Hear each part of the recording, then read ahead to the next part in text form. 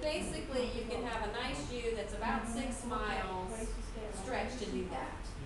And in that one section down the Cocoa Plum, once you get to the Cocoa Plum, having it right there at Dallas White, that is a nice exit point. That's about halfway. So there's a 6 phases of this thing. For this to be complete, all 6 phases would have to be.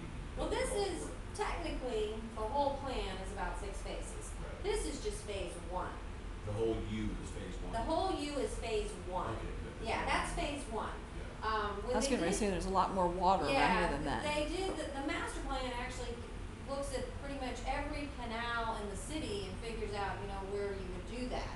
The overall, I think back in 2009, I don't remember off the top of my head. I think in 2009 it was about $11-12 million project. So that's why I said we're starting with phase 1. Certainly going to see how well received it is, and include this amenity. It's something I think a lot of people have been looking forward to, and then seeing if we would move forward with the other phases. Now, the other phases, do you have any idea where those are going to be? Because there's that waterway behind the city building and the police station and stuff there. Is that going to be one of them too? Do you know? Well, yes. I mean, basically all the waterway. Like I said, when they developed the whole comprehensive plan, it's all the waterways. Okay. Yeah, it's very because comprehensive. there's a runoff that some goes into that. Areas that I'm not even sure will be navigable, but yes, it's that whole scheme. And as I said, we're at this moment. This is the only phase that's funded, and really this is the only phase that we're looking at to do in the near future. We'll have that done in December. Hopefully have a nice type of poker run, Paddlepalooza, something similar to what they had done in the past, in January to kind of kick it off. Is there any estimates or studies about anticipated annual use numbers of users? To be honest with you, no, not at this time. I mean, that's something that we would kind of start taking note of. We are not at this time, the city is not planning on being a concessionaire or hiring a concessionaire. Some of our goals, we're going out and meeting different business owners. We would really like the business community, to fill that gap, and it not be the city that will fill that gap. But right now, we are not anticipating doing that.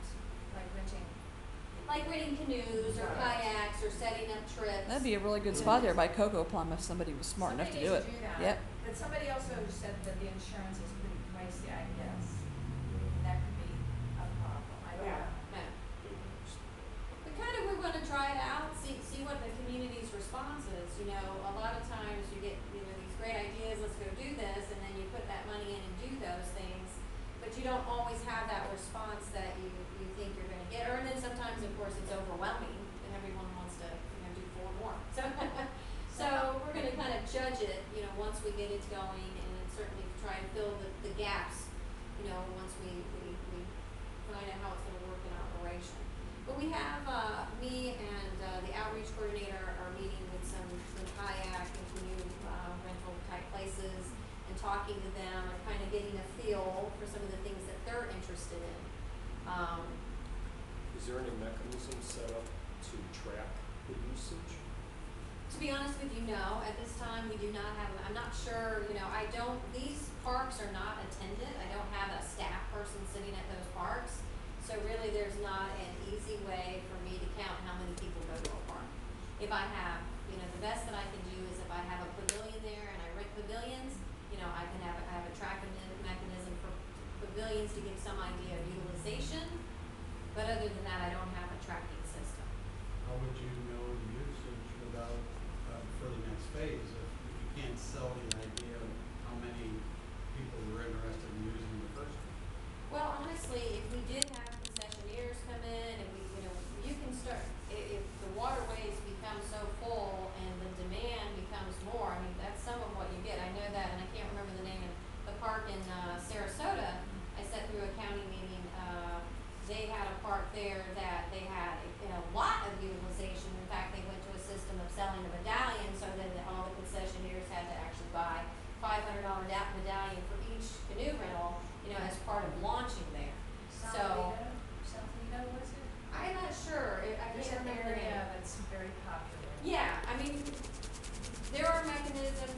people show up and we consistently have, cleaning up the trash, I mean, that's a good Yeah. representation of who we got going where. Unfortunately. Yeah, trash, parking issues, I mean, sometimes, unfortunately, we understand things better when there's an issue arise, and then that's how we, start to address those things.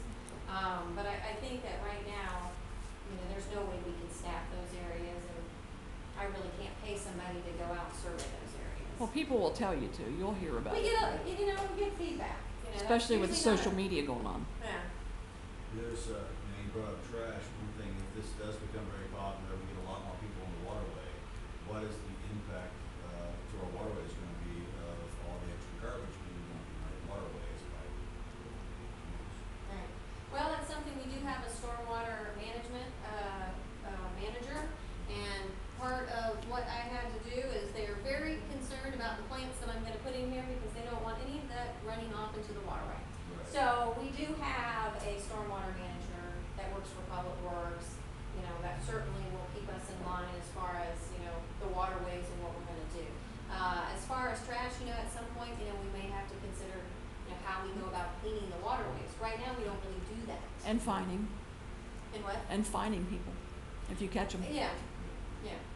So those are things that we will probably have to look at if this becomes a very popular attraction. If we put this in and we don't really have a lot of utilization and people don't really wanna go over those portages, there's a lot of very athletic people that have no issue with that. But then there's a different set of community people that aren't gonna wanna do those things, even though it's available.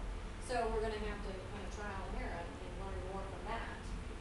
I have two thoughts. The first one is if you just had some kind of a garbage receptacle with bags that say, take out what you brought in, Right. and just have a receptacle there.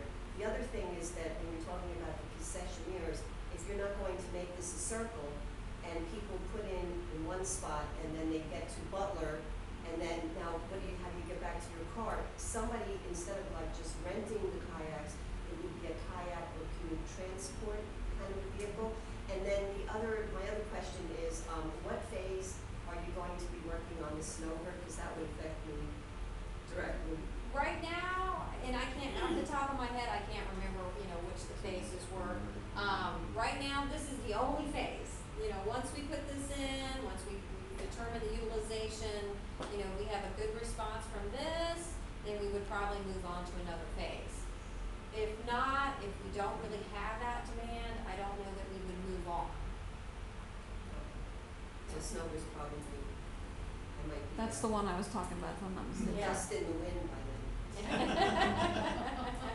Yes, sir.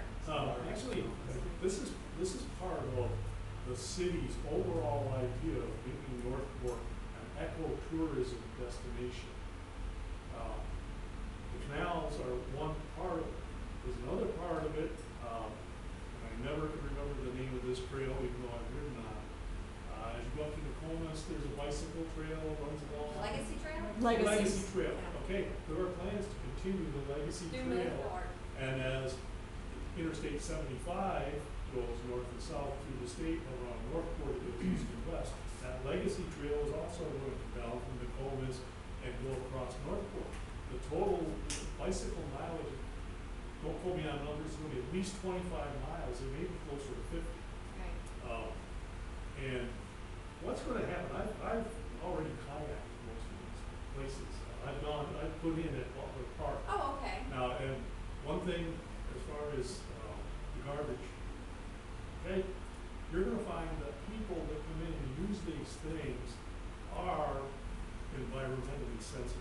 A lot of times they're probably picking up Okay. trash that somebody I else picked left. up, when we went down Appalachian Creek from Butler Park down to the water station, Oh, so you made it all the way to the water plant? oh yeah, we Okay, that's good to know. Yeah. I asked that question, but I never find Yeah. any, because when you look at Yeah. it, Brazilian And pepper on are our way, still my wife there. and I, we picked up, this had to have something to do with the high school, we picked up 6 baseballs. Yep. I can't tell you how many plastic water bottles. Right. But you're gonna see that, and as far as concessionaires, and I've done quite a lot of rafting in other states, okay? And what's gonna develop when a concessionaire comes in to rent kayaks, they're gonna have a bus or a truck. That's gonna be part. You rent a kayak from them, and they're gonna put in here, and they're gonna pick you up and bring you back. But what if you don't? Well, if you don't have, then you gotta kayak back. Or you go with friends and you drop You one take two car cars, in you go one to the place. first car, you Yep. put it in another park, everybody gets in the second car, you go, Yes. I mean, that's the old fashioned We've way, that's done what me and my that. husband used to do. Yeah, this will develop, but, this is the first stage. Yeah. And, right now, like, when you get down to the water treatment center, we kinda did the Portage without the new thing, but what it is, It'd be much easier if you have basically, them. water control stations are dams. Yeah, And they weren't meant for kayaks, that wasn't Right. put up. They're kind of steep, some places they're rocks and stones, and you could hurt yourself going down. These Right. portages are gonna make things a lot easier, and once they're a lot easier, people are gonna find out about it and they're gonna use it. Just out of curiosity, do you know what the cost of a ordinary everyday kayak costs? What's the, The cost of yeah, what? retail of a kayak? The retail cost? Yeah, do you wanna right go out now- tomorrow and buy kayaks one? can go- Roughly? Kayaks can go anywhere from $100 up to, if you want, you can spend $1,300, $1,400, $1,500. Okay. Yeah, that's- I've seen some 200 average right ones now. lately about $600. $500-600, pretty nice. That's closer to the average. I think so. Yes, sir. So the portage stations aren't really anything other than a trail, is that correct? There's Well, no it's mechanics? two docks to help you get around the water control structure. As the gentleman Oh. said, he did it himself without Right. that. But this is the most expensive because this is a very high pitch right That's here. very steep. This is actually gonna take most of my money in engineering is right here to get that going. It's to make it easier to get around, basically. So there's docks involved at Right, the right. portage stations? Right, well, that's what it is. It's really just a dock on each side with a trail connecting you to just help you get here, pull it out, drag it around, and put it back in. Yes, sir? I know Butler Park has little beach areas that you can get on and off of a paddleboard. Cause see, kayaks aren't the only things out there. Paddleboards are like, maybe they're coming to be like 30 or 40% of the market. So are the other areas gonna have little beach areas that allow for paddleboards? No, we're not gonna be putting any beaches in. Right now, we're just putting the dockage in. So we won't be making anything more. Is like that why they beach. put that beach there? Cause I saw when they did that, I went, why would they put a beach there? So- No, Well, it's I'm just sorry, kind of it's not really a beach. there, You're talking dropped about, off. you're talking about the area now at Butler Park where they've cleared. Yeah, they Yeah. cleared that all out. That wasn't really, they weren't putting in a beach. They were doing, dredging there to do the maintenance on the canal. It's a bypass area and the city's responsible for that. And it was just a clearing, it was a stormwater drainage. There was some Project. slippage though, and Yeah. there's a nice little area. Yeah. But I mean. They didn't if make you- it a beach though. I mean, that wasn't the intent. It was Right. really to do a drainage project. Cause it And looked that like a was the beach, and I was result. like, why would they put that beach in? It's like, what? Yeah, It was weird. Now, then I saw it was all grown over with grass over it, and we'll switch for their beach. yeah, yeah, yeah. The land along the canal, is that owned by the city? Is that like an easement? And the portages, is that also land that's owned by the city? Yeah, the parks, obviously we own the parks Right. and, keep going the wrong way on this. The portage areas, we have, that's our water plant, we have that, that's ours. That's ours. This, we happen to just, we own this residential lot anyway because the, Public Works comes and does maintenance on the water control district, on the water Yeah, control that makes structure. So those water control structures, we own the property around them already because we have to maintain them. So there was no additional expense to put the portages in because we already own the land. How do they get, so they own like from the street to that? We own that entire lot right here. Oh, And actually it's not here, but one of my things that I gotta work on this week is looking at, what we're doing I wanna do a really nice kind of natural landscaping, but I gotta put a nice landscaping here that's gonna, this is on a residential street. We do not intend people to exit from this area, but I can't completely block this area because my public works department has to come in and work on it. So I gotta come up with a really nice landscaping that looks great, that won't let anybody in, but will let won't let anybody out, but will let public works in. So that's one of the things that we wanna do. And we also wanna buffer from the neighbors. You know, we wanna make sure that we're considerate, to the neighbors so that they don't feel like this is, you know, an intrusion.